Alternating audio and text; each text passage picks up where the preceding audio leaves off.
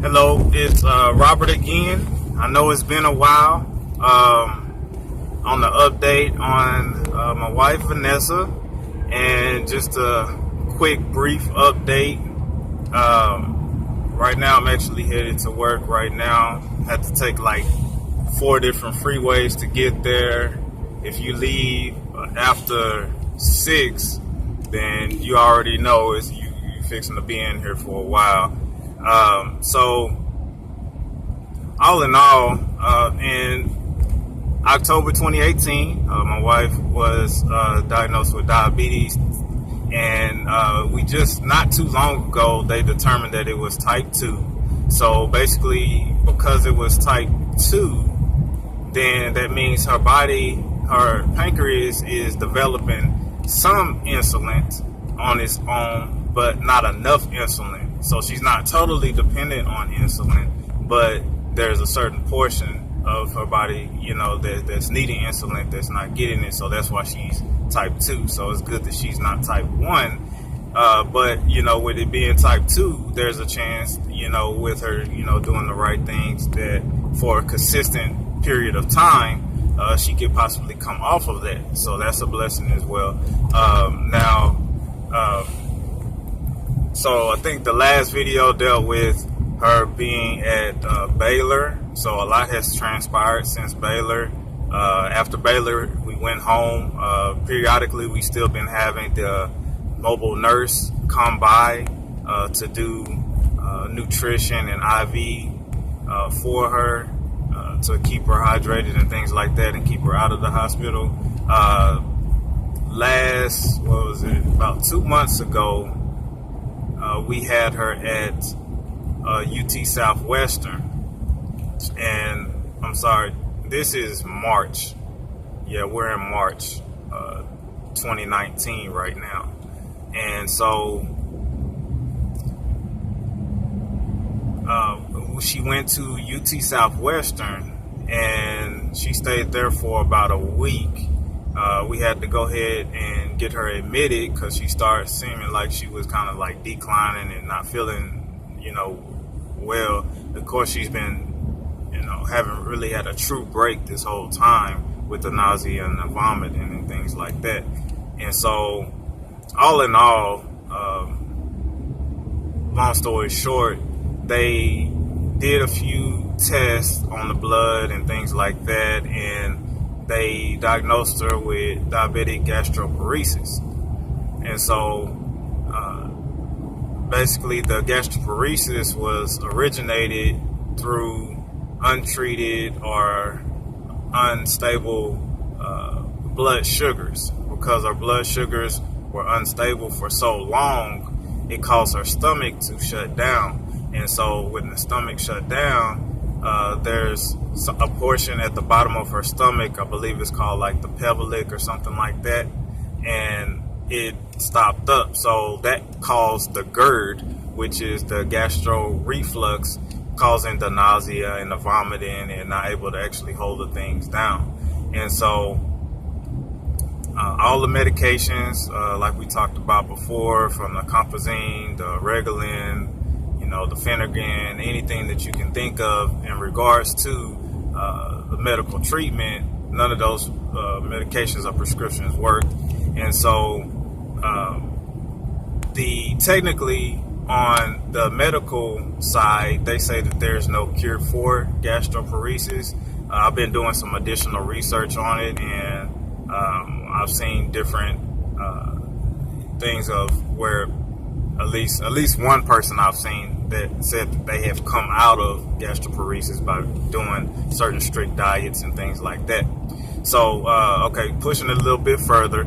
I'm skipping a few things, but I'm trying to keep this brief as possible. So now I did some research, and I found that there's 2 different procedures that can be done for the gastroparesis, and several different testimonies about the gastroparesis. And I really am grateful to the women that I've seen on the testimonials, and that they decided to share the videos. It's a blessing to lead us in this route and and so that's great. So I'm grateful to the Lord about that. Now, the one procedure that we're wanting to do, opposed to the like last resort type procedure, is Botox injections for gastroparesis. And so it's 4 different injections of the Botox that go into the stomach.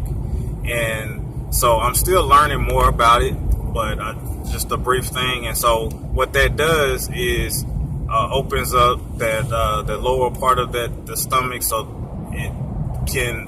food can flow properly, and her digestive system can start working more. And typically when they get those injections, they would probably have to do it 2 to 3 times a year, I guess, depending on the person and the condition and all of that.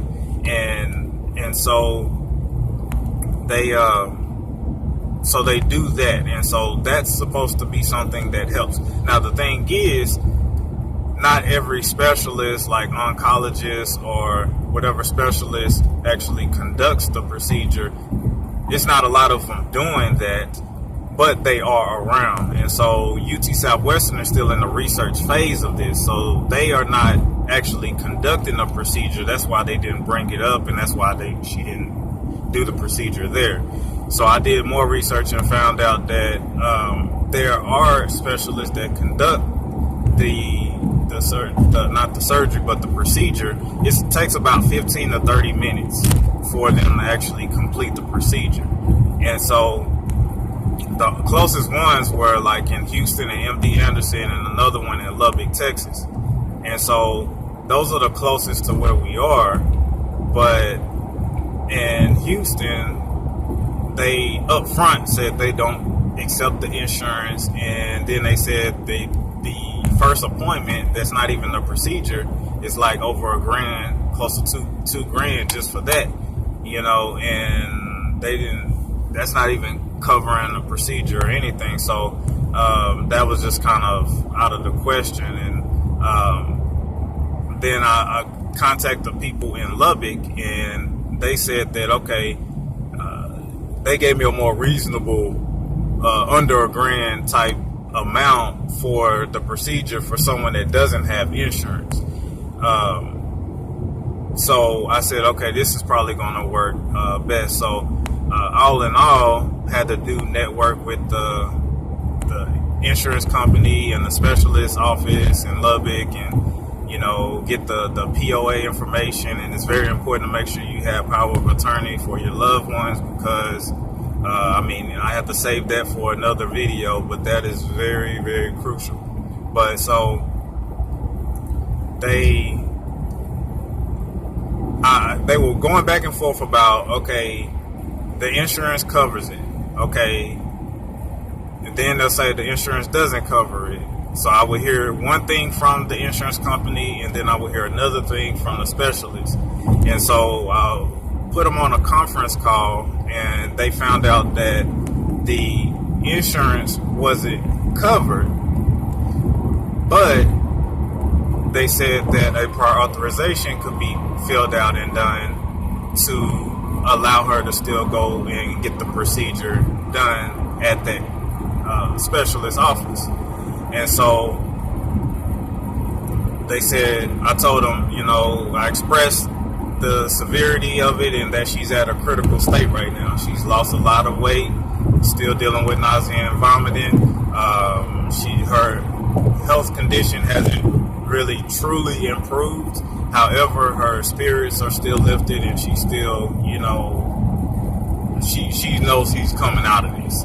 So we know it's going to work, and we have faith that everything will be fine for her. However, it still needs to be done. So they did the prior authorization for her, and so I got the call yesterday, and they left a voicemail that it went through. So the insurance covered it, and the insurance will do it. And so now all we have to do is do the copay. Now, another thing, after I got off the phone with the insurance, the the conference, I was still on the line with the insurance company, and they said, well, hey, she's already met her deductible. So that means you are only responsible for like 40 or 20% of the procedure once she has the procedure, and then for the appointment, you're only responsible for the co-payment. And so that's a huge blessing. And also we have like home health care and a few other things that are on the insurance that are available now that the deductible has been met.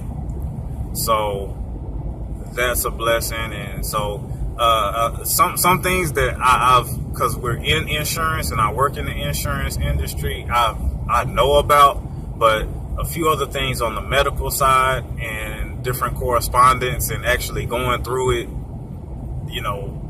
physically going through it, I'm learning a lot.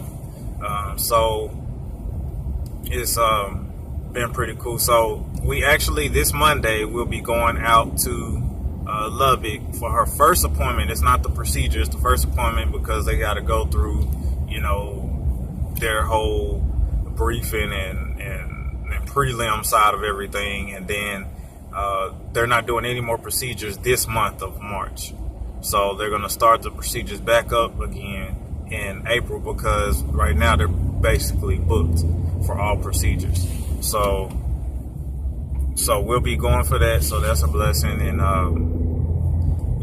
and then after that, then we'll follow back up and give y'all some more updates on what's going on. So yeah, we still dealing with the nausea and vomiting. She's not really drinking much, but like the cranberry juice and the 2% milk. And so we had a really good talk last night.